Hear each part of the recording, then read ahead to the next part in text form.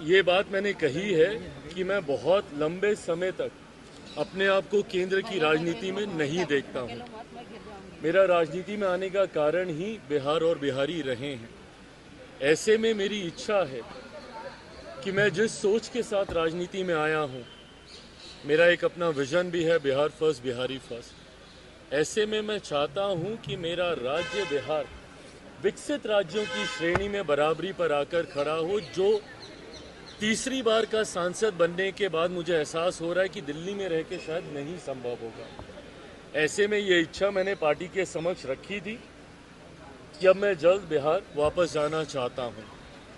ऐसे में अगर पार्टी चाहेगी, और जब मैं ये कहता हूँ कि पार्टी चाहेगी तो छूटते ही आप लोग ये सवाल दागेंगे कि भैया आप ही पार्टी हैं, आप अगर चाहेंगे तो कौन आपको रोकेगा।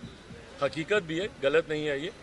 पर जब मैं कहता हूं कि अगर पार्टी चाहेगी, इसका मतलब ये है कि पार्टी इवैल्यूएट कर रही है इस बात को कि क्या मेरे चुनाव अभी लड़ने से पार्टी को फायदा होगा।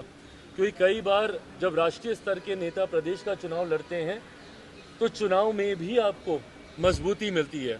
भारतीय जनता पार्टी ने कई बार इसका प्रयोग किया है जब उन्होंने अपने सांसदों को चुनाव में उतारा, जिसका उनको स्थानीय स्तर पर विधानसभा के चुनाव में फायदा हुआ, और ये होता है। तो अगर मेरे चुनाव लड़ने से मेरी पार्टी को मजबूती मिलती है, एज एन मेरा स्ट्राइक रेट बेटर होता है। लोकसभा में हम लोग का 100% स्ट्राइक रेट था। मैं चाहूँगा कि विधानसभा में भी मैं जितनी सीटों पे भी लड़ूं, पर मेरा स्ट्राइक रेट बेटर हो। तो अगर मेरा स्ट्राइक रेट मेरे लड़ने से और मेरे गठबंधन का प्रदर्शन अगर इससे बेहतर होता है, जो कि चर्चा में लग रहा है, तो मैं ज़रूर लड़ूंगा।